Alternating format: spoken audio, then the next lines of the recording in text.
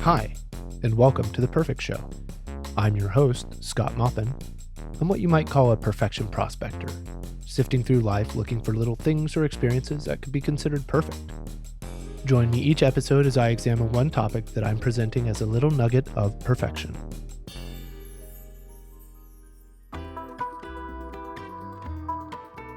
Everybody's talking about AI right now. AI this and AI that. And me, trend chaser Scott? Well, I am not immune to that wave. No. But I guess I want to talk about a different kind of AI. And that's Taiko no Tatsujin and Otsuka Ai, or rather, Taiko no Tatsujin and Otsuka Ai. Okay, so there is a lot to explain here. Just bear with me for a second. Otsuka Ai is the name of a J-pop star. J-pop is Japanese pop music. Taiko no Tatsujin is the name of a Japanese video game, which translated into English means master or expert of taiko. And taiko is the traditional Japanese drum that sits up on a stand and is played by two thick drumsticks, usually synchronized in combination with a bunch of other taiko drummers. You may have seen this in festivals or celebrations or Japanese things. And I think that covers all the pieces. So, back when I lived in Japan, I would avoid most video games. I know that sounds weird considering I made an earlier episode all about the 10 yen arcade, but I mostly didn't go in and drop yen into video games there, and video games were really everywhere. There were little arcades set up in malls, at theaters, in grocery stores, cabinets with different games and options. At Don Quixote, it's a weird store, after you paid for your goods, there would be a line of fun games outside, but the only one that really kept catching my eye was a game called Taiko no Tatsujin. Because this game is about taiko, it's not a normal game that you play with joysticks or buttons. It's a giant arcade cabinet with two big taiko drum surfaces, like the tops of two big wooden barrels turned on their sides.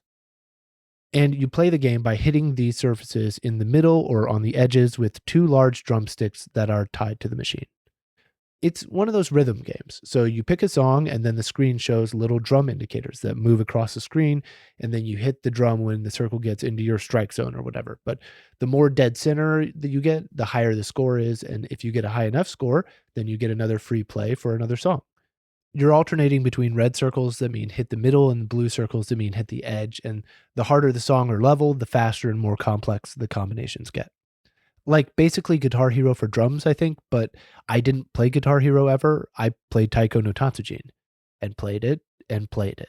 Going to the electronics store for a new microwave? Better stop by the Taiko no Tatsujin on the way out and throw down a few songs. Getting groceries at max value? Might as well taiko. Time for Daiso? Time for taiko. The song selection stage splits songs up into different categories, and because Japan, those categories were anime, Vocaloid, children and folk songs, variety show themes, classical music, video game music, and J-pop. After trying a smattering of the songs I did recognize on the machine and realizing that as a foreigner I simply wouldn't know most of the songs on it, I did manage to find one Japanese song that I sort of decided would be my song, that I would practice on and try and get good on, and that song was called Sakuranbo, which means cherry, sung by the aforementioned Otsuka Ai.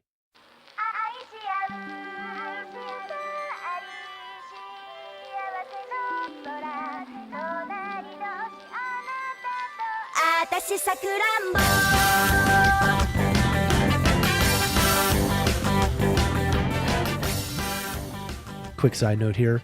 Some people call her Ai Otsuka. I call her Otsuka Ai. Same person. It's a thing where some Japanese people prefer to go family name first, and some people like to go family name last.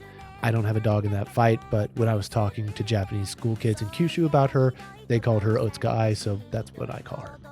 Now, I had known Otsuka Ai from before, and specifically that Otsuka Ai song, which I totally loved. If I had to describe Otsuka Ai's singing, I'd say it feels like a musical form of sugar.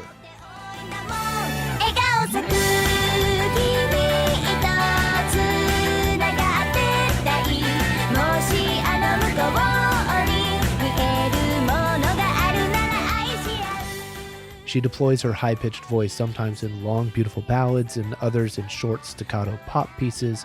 The instrumentation tends to change up depending on what the vibe of the song is, but she's great at both. The song Sakuranbo in particular is a 3-minute, 55-second pop masterpiece. It zips along and has sort of a hyped-up, I want to say ska-type beat, but with all this other stuff on top. And then Otsuka is killing it with vocals that feel super poppy, and she rides the melody just perfectly. I had a few Otsuka Ai albums and singles in my music collection from my days sampling the top albums each week and following my students' suggestions, and Sakuranbo was one of my favorite songs of hers. But I wasn't alone in that. Far from it, actually. It's a peppy pop song with some blasting horns over a syncopated beat. Then you've got Otsuka Ai's voice, which is light and airy. It sounds like maybe about 40% toy and 60% human, if that makes sense. And then you put all that to a driving rhythm with lyrics about a cute scene and how fun and nice it is to like someone else so much that you are like two cherries together.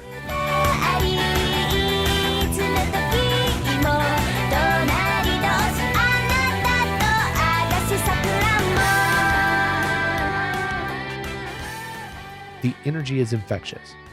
I'm going to use mbop as a unit of measure for this type of song, in reference, of course, to Mbop by Hanson, one of the most perfectly engineered pop songs of all time. For instance, NSYNC's Bye Bye Bye is probably about 85% of an mbop. And Levitating by Dua Lipa would score around a 92. Get it? Okay, good. So I'd say Sakuranbo clocks in at 95% mbop. Nothing to sneeze at. And if you were anywhere in Japan during the years of 2004 and 2005, the song was absolutely inescapable, which was just fine by me.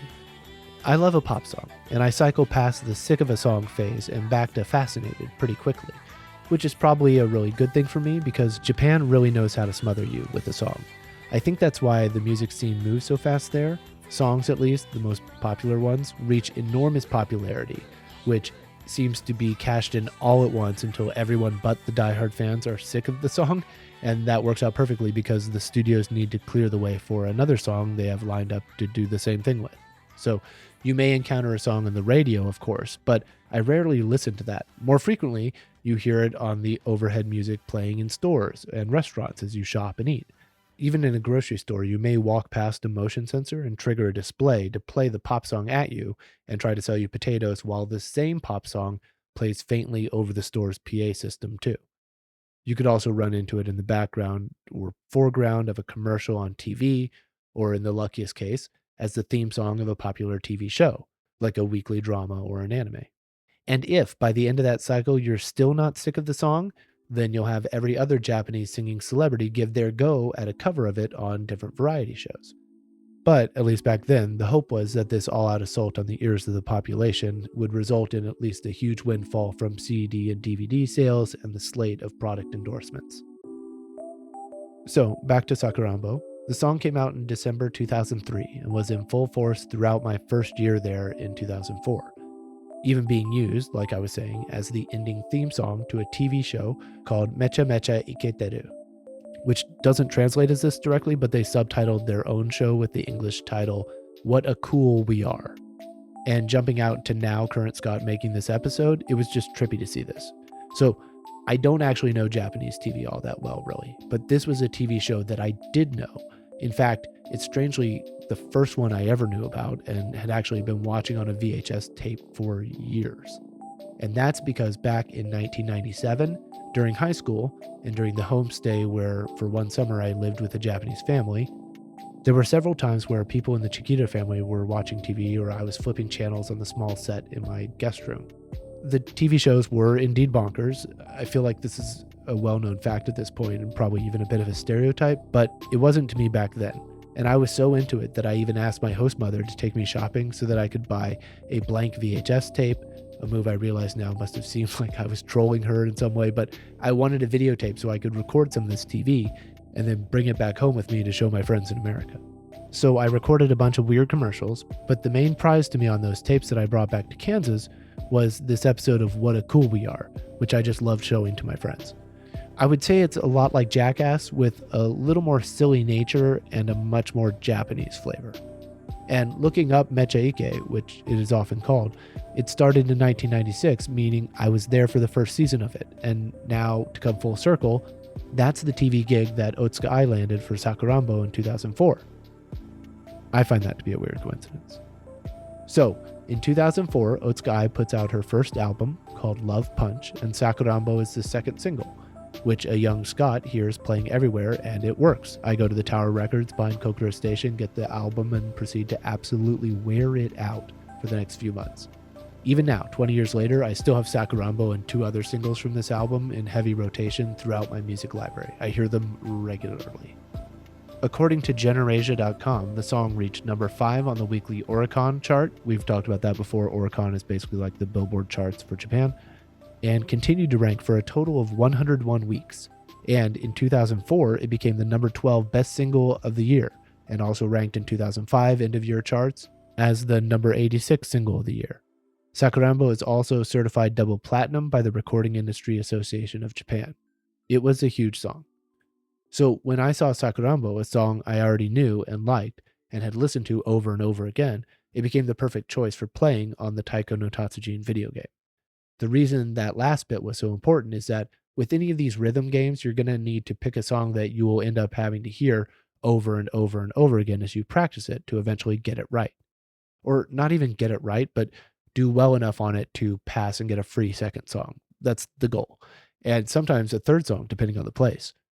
Aeon Mall Arcade in Asahikawa, you're the best. And so after sampling a wide variety of songs from the game, I ended up settling in on 1 or 2 to focus on and try to actually get good at. And Sakuranbo by Otsuka Ai was always in that mix. Back to the game itself, before you select your song, you have to select what difficulty you will be doing. This affects how fast you will have to hit the drum and how complicated the rhythms will be. There was kantan, or simple, futsu, or normal, muzukashi, or difficult, and then, and I think this is another not small reason I enjoyed this game, if you hit the right side of your drum enough in this stage, it would unlock a secret level of Oni, or devil level, where the songs were extra difficult. I remember only being able to hang at Oni level on a few super easy songs, but I just loved being able to open up the option and knowing the secret way to do that. That was a real part of the appeal for me.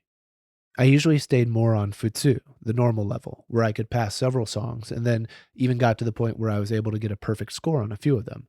A full 100%, meaning I hit every beat on time. I hit the edges when it said hit the edges, the center when it said hit the center, every single one perfect for the duration of one whole song.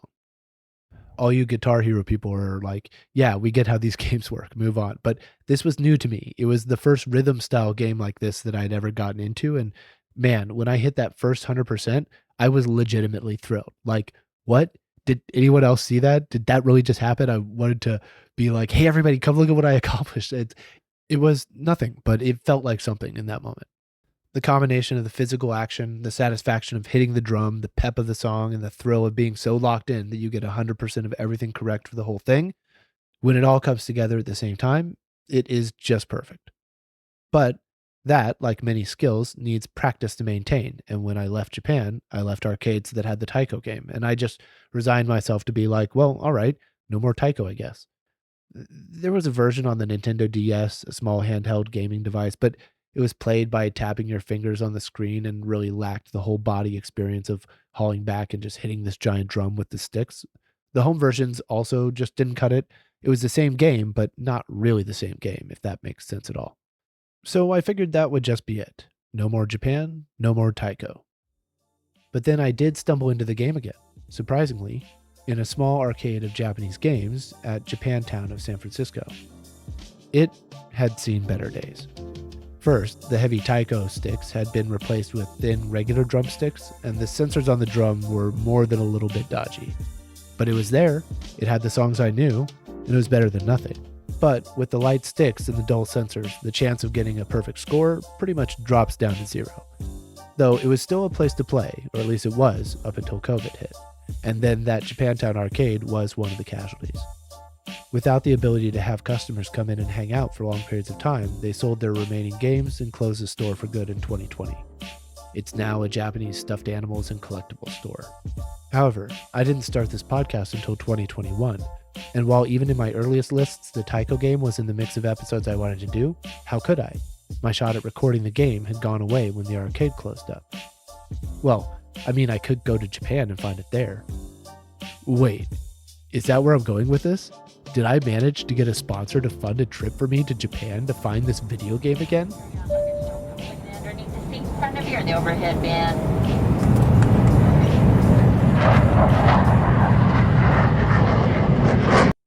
No, I wish. I mean, open invite, potential sponsors. If you have something that pays me to go to Japan or sponsors my trip to go record there, I am down. But I did happen to be able to come up with a semi-decent plan B. I Googled the game, and there are a few home versions, even some where you buy the little plastic drum set to plug into your Nintendo console, that's not really what I was looking for either, but then I stumbled on a strange corner of the internet I did not know existed before. It's called Zenius-I-Vanisher.com.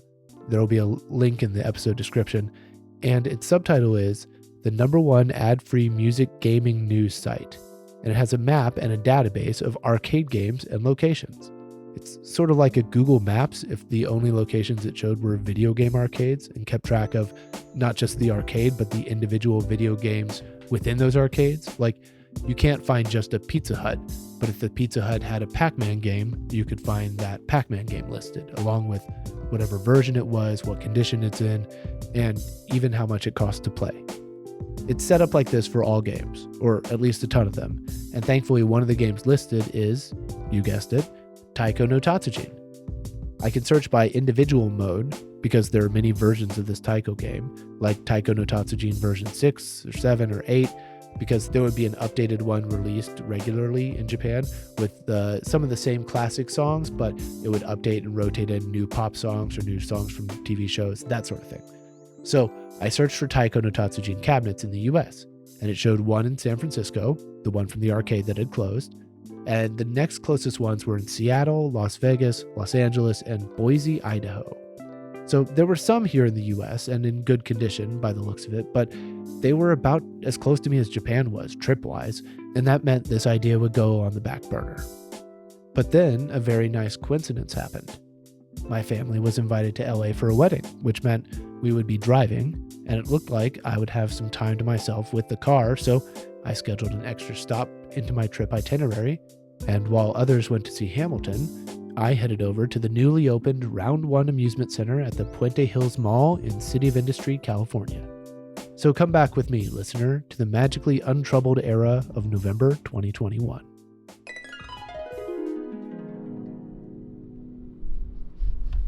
But yeah, I'm getting excited. We're really close. I feel like the game I've been trying to find for 10 years is just right inside that building. I went inside and located the game straight away. With those two big drums, it's a pretty easy one to spot. It was card operated, so you got a card with credits and then you swipe it in the game before you play, and the game deducts however many credits it costs from your card. I think this is just modern arcade stuff.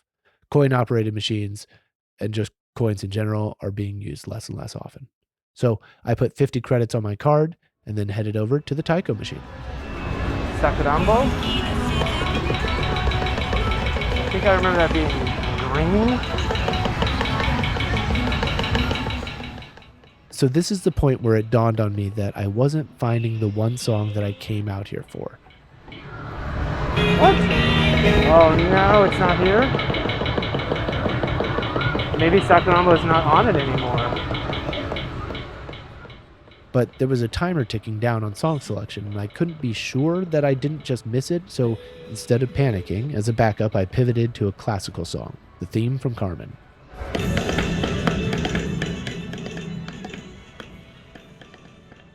And I guess finally the realization started to set in on me. Alright, there is no Sakuranbo, is that what we're discovering? Oh, I think it's not there anymore.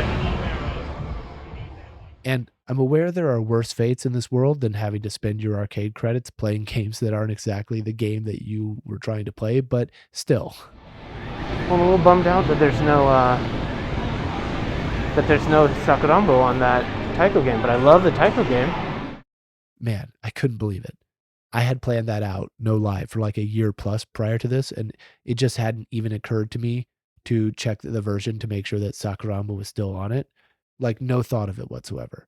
To me, that song is like Hey Jude. I just figured it was a classic that would be on every single version till the end of time. So I was back to square one. And then after a bit of research that I should have done earlier about what songs were on which versions of the game, I went back to the arcade game locator website. And what I found was that the Las Vegas spot and the Boise, Idaho spot both had the versions of the game that I needed. Now, I had been to both Las Vegas and Idaho pre-COVID, but wasn't sure when I would be traveling to either next. So, once again, the whole episode got shifted to the back burner. Until 2023, when I finally ended up flying again. First time since 2020. I found out that I was able to turn a short layover in Las Vegas into a bit of a longer one. Long enough even to get out of the airport and run one tiny little errand. So yeah, now I'm in Vegas. I've been trying to do this I thought I had waited a long time when I went to LA. And that was a year and a half ago. So I feel like this one's been brewing for a while. I'm excited to actually go there. Then we're going to make sure it has the whole reason we're here is to try and find the right version. I eventually arrived at an arcade called Game Nest in the back corner of a block of shops off of the Las Vegas Strip away and just in regular Vegas. Unlike Round 1 in LA, Game Nest operates on a time-based system where you can go in and buy a certain amount of time in the arcade, and then everything you do is free to play inside during the duration. This felt much closer to the Asobi Hodai or all-you-can-play deals that some Japanese arcades and amusement centers would offer. How's it going? Hi. What can I do for you? Can I do 2 hours? 2 hours? Of course. Do you have a card with this? I do not. No? Alright, no worries. So 2 hours. Alright, and there you go, sir. You're all set. Cool. No problem. Enjoy. All right. So I'm looking around now, trying to find... Let's see what we got. I see...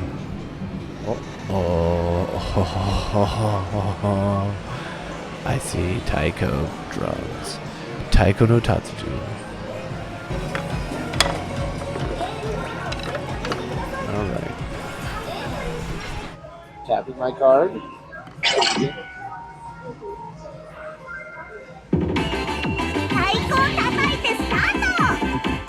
好きな曲を選ぶドン So it has Sakuranbo. So it's here. I could play this. See how this goes. Now, this is my first time playing this song on this game in years, as we have extensively covered already. But listening back, I noticed a few things from my editor's chair that I didn't notice in my initial excitement at finally finding the right game. First, the song is much shorter than the real Sakuranbo. The game version comes in at just 1 minute 20 seconds, and the real version of the track is 3:55.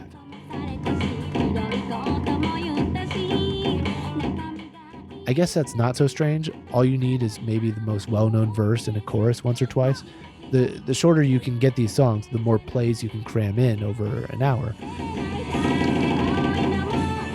which results in a machine that generates more money faster than it would the other way.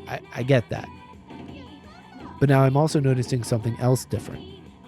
Something that I didn't notice or even think to look for, or listen for rather.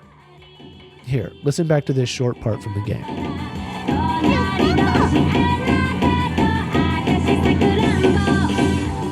And now Otsuka Ai's studio version.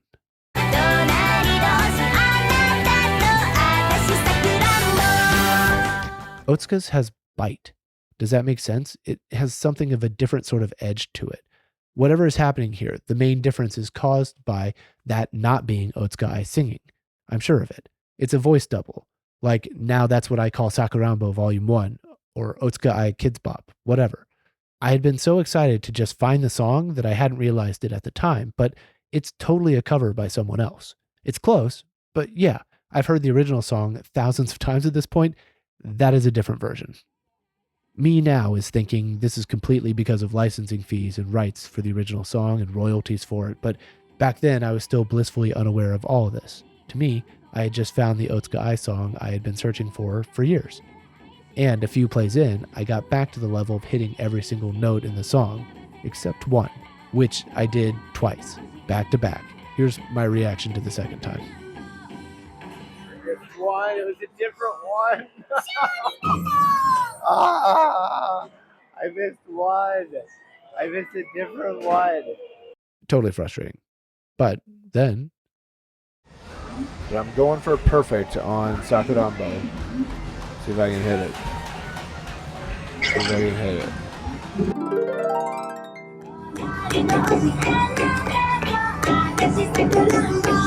Oh, I did it! 143 out of 143. Full combo. Ah! Nice. I did it. Full combo. This is what that sounds like. I did it. Perfect game. Mission accomplished. But actually, that's a little forced. If I'm being honest, it just felt okay, I guess. It felt good to finally hit the perfect game because that's what I was there recording myself trying to do. But I guess I just expected it to feel better or more satisfying, like in my memory. I hadn't spotted yet the piece that was missing. What made it so fundamentally different. Anyway, I still had time on my all-you-can-play card, so I played some other songs on the Taiko game, played some other games around the arcade, watched two amazing synchronized players at some other rhythm game that I didn't really understand, both wearing gloves and having to touch these points around a dial as a fast song played. They were both doing the same song together and moving in unison on their respective machines, and it was completely mesmerizing. And I watched them until it was time to go back and catch my flight out. So now I'd lost the game, found the wrong one, found the right one, and then even hit a perfect score. I tell myself that those are all the angles there are to get on this experience, meaning I was done. And I really was. I just wasn't making the podcast at that time. I was good for over a year while this all sat during the time that I wasn't making the show. But that's how this episode was going to end, up until I dug all this back out and started piecing it together in the present. I was organizing some ideas for it on my iPad, a device I didn't have when I was recording any of the pieces, and it occurred to me that there's a strong possibility that the Taiko game, now 20 years later, is an app that holds all the songs that it ever had. I knew there were home versions of this game that I wasn't going to pay any mind to, versions for gaming consoles that I don't have, but if there was one on the item that I already owned, well, maybe that would be a slightly different story. I was skeptical, though. I went through a whole thing about how I thought the core part of my enjoyment was being able to really hit the thing with a full drumstick and putting forth some real exertion by the end of 3 songs back to back to back. I just can't see that being the same for a tablet. But to test it out for sure, I roped my wonderful daughter Amelia back into being on microphone one afternoon. Well, welcome. Do you want to introduce yourself to the listeners? Hello, my name is Amelia Mappen. My daughter is back. She has not been here since the Tiny Tents episode. Is that right? Yeah, the Tiny Tents. Tiny Tents. Here is the game, Taiko no Tatsujin. Now, I don't know if I have to do a special thing to like register or log in. Ba-bing. Ba-bing. So now I should be able to hit the game. And now if we're subscribed to the Apple Arcade, Get it. that looks pretty legit, I gotta tell you. I can't imagine how this is going to stack up because part of the game that I love is hitting it with sticks. And we can't do that with the iPad. So we do have a pencil, but we don't have 2. Blue is pop. I think this is... Oh, Amelia, the search is over. Did you find it? I found it. Listen to this. Uh-huh. This is the song I was playing. And this is the whole song. Oh my gosh. So it's just here. Yeah. I didn't have to go to Las Vegas and LA at all. I just could have waited until I had an iPad.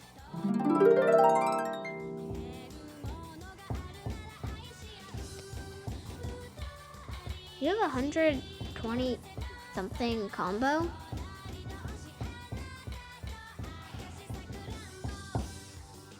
Oh, baby, I remembered it. 143 perfect goal. I did it. Okay. Mm-hmm. Okay. I wanted to hate on this because it's not the drum thing, and I'm just tapping on the screen with my dumb fingers, but it's that's pretty fun. That was pretty fun. Even though I was just doing... Okay, you like opening the... I don't even... It's an app. I don't know. You got a fish costume for your drum? I want to be a fish. Okay. Not now. So, cleared. Yeah. Full combo. I've outdone myself. It has fun English puns. Oh my goodness, I love this. Okay. Perfect crown. Perfect. For the perfect show. Congrats. Okay. Again, on the iPad version, they seem to be using the Close But No Cigar cover of the song by a different singer. And again, it was not something I ever noticed in the moment, only after listening back. But speaking of not noticing something until after, I figured the joy I felt hitting all the notes in one of those songs 100% would be the same, or could be the same as it was when I would play in Japan. But even though I was doing the same thing both times, it wasn't really the same thing. Hey, dude. We did it. That was all right. Yeah. This is my big finale. It is? It was supposed to be, because I found it today, and now I could literally play it anytime I want to. I don't have to go on a big trip like I did. What do you think? Is that an okay finale? Yeah. Well, what do you think? Because I think what I decided is this is a game where it's kind of fun, but when I went playing it by myself, it wasn't as fun. It's more fun. And just now, like playing it in front of you, it's like, it's kind of fun, but I feel like you're not involved.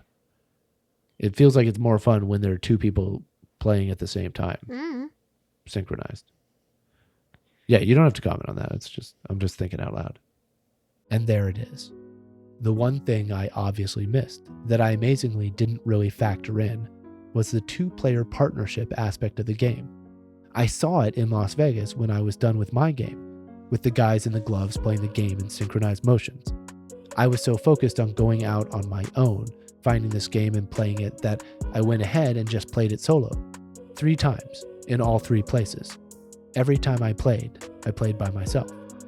I think part of what made me love my times playing this game in Japan was the game itself, sure, and then finding the perfect song, which I've talked about too.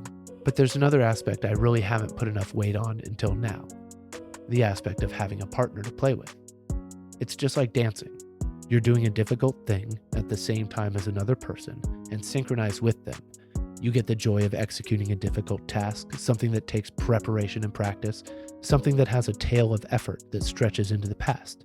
And then for dancing with a partner, you mix all that in with attempting to be completely in sync with someone else, completely present in the moment, so that you can be in the same zone and attempt to move together as one.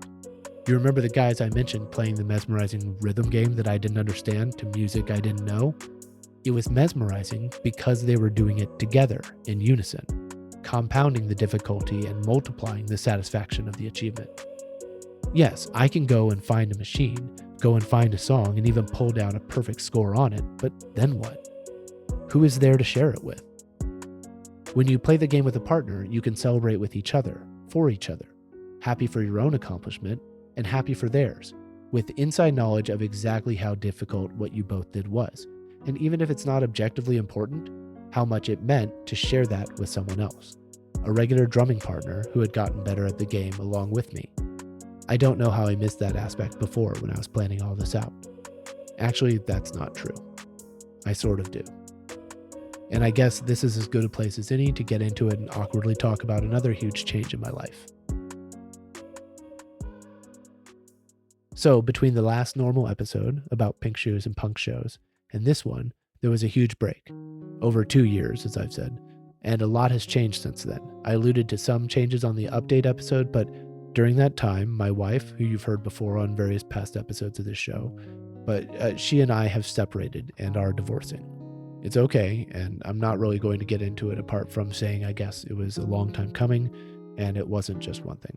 But back in Japan, before a lot of the stresses of married life, of being parents, of just getting older, before that, we were just a couple of carefree young Americans feeling out what it meant to live in a place as different as Japan, and feeling out, too, what it meant to be in a relationship with each other. Taiko no Tatsujin was vibrant because it was well designed, of course. Also because it piggybacked off of some of the most perfectly built pop songs that I've ever heard, sure.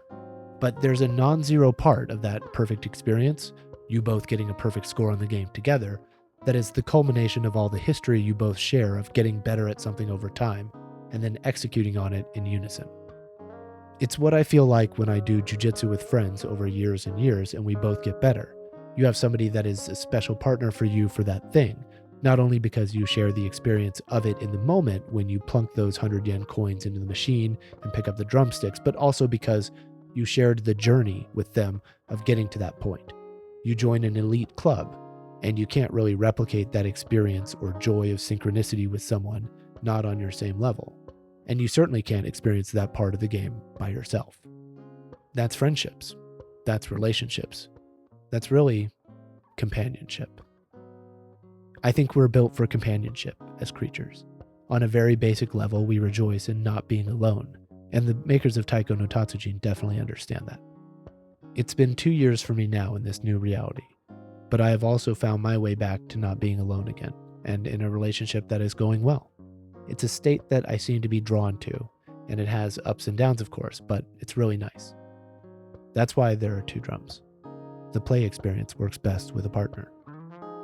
Taiko no Tatsujin is a challenge of hand-eye coordination, it's a sensation of tactile feedback, and it's an experience of fun music with cute character animations. Those are always true, but at its most effective, and the level I didn't hit in LA, Vegas, or on the tablet, it's a game of synchronicity, where you and your partner cross the finish line together, and the only way to do that is to be in sync with them through the experience. When I recorded the second chunk of tape in Vegas, I was separated, and I no longer had a partner to go with me, but even when I taped in LA and was still with my wife, by that point we were far from in sync. And I saw going on a trip to do this game thing as a way to go out by myself and get away from a lot of frustration and stress, instead of as a thing I would need to do with my partner in order to get or recreate the full experience. I think there are a lot of physical gaming experiences with a partner that can get you into that zone. I see that as the crux of the Dance Dance Revolution. It was Guitar Hero's hero, and it's the specific gem of Pacific Rim. Humans are ultimately solitary beings. We only really truly have ourselves. We are born alone and we die alone. But we do seem compelled to break up the stretches of solitary existence with companionships. Be it the Doctor in Doctor Who just wants an audience on his travels, or a partner who wants to partner in everything you do. I believe that while we are built by ourselves, we are also built for each other. I'm not a fatalist that believes there's only one match for each person out there, so in that sense, I guess I don't believe in the idea of one single soulmate, but I believe there are people, say you are ranking them on a good match percentage, there are people out there scattered about in different places for whom you would rank a 96 or 99 or even 100% compatible. And not just in a romantic sense either. I think this applies to romance, friendship, business, you name it. It's a bit on the nose, but in conversations I've had about this very thing, I do call it people you click with. And really, the task is to go out and live life, experience things that put you in contact with old people, with new people, with different people, or with different experiences. And if you want companionship with cool people, then your jobs are 1, to be ready to pick up on it when those people you click with come into your life, and then 2, have the courage to do something about it. Something that may just be as simple as inviting them to grab some drumsticks with you and play a game together. You can always get back on the horse again.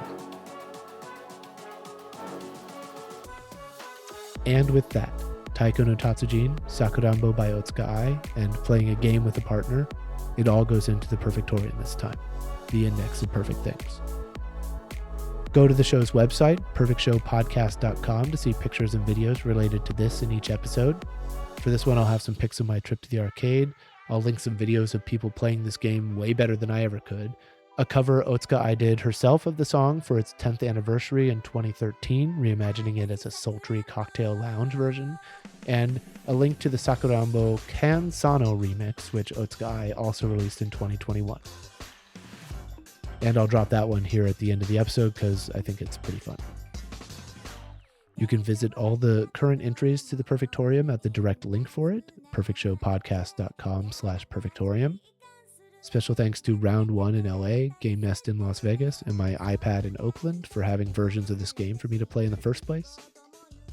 You can find the info and links for all the musical artists in the show notes and on this episode's webpage. As always, if you'd like to contact the show, you can email perfectshowshow@gmail.com and connect on Twitter, YouTube, or Instagram to the name Perfect Show Show.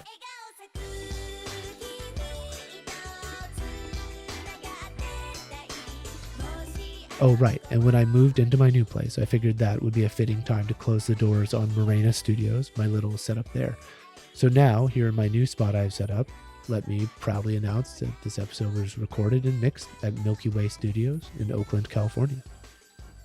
I don't do these on a set schedule, so subscribing via your favorite pod portal really is the best way to get every episode. If you're enjoying these and want to drop us a rating and review, please do. It's the easiest way to support the show. I recorded myself leaving a review for a different show last episode, and that worked. I got a few new ratings and a review even saying I have golden retriever energy, which I can't really deny. Wait, that is good, right? Yeah, either way, I'll take it. Woof. So I'm reviewing another show this episode, and since this episode ended up being all about partners and companionship by the end, I'm going to review a new podcast called How We Met, a queer love archive. The show started in late January, and it's hosted by Alexandra McMahon, who creates each episode by letting a couple tell their story of how they got together in clips like those scenes with the older couples in When Harry Met Sally.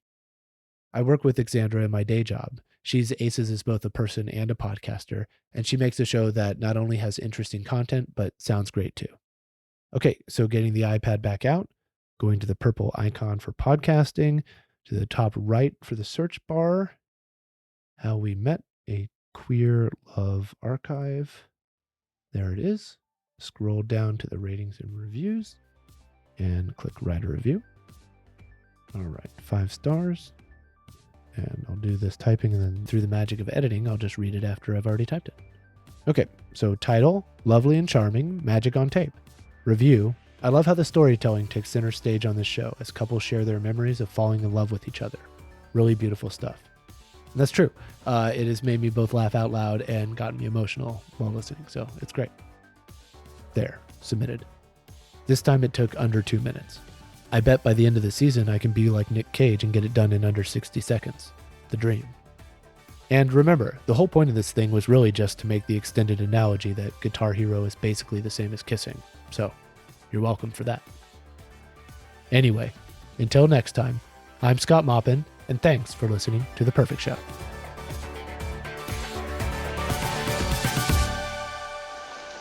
I can eat 50 eggs.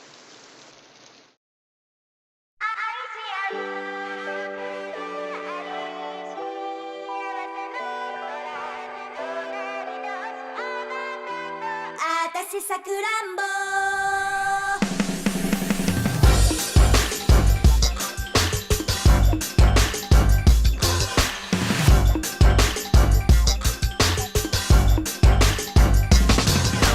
手帳を開くともう2年経つなってやっぱ実感するねなんだか照れたりする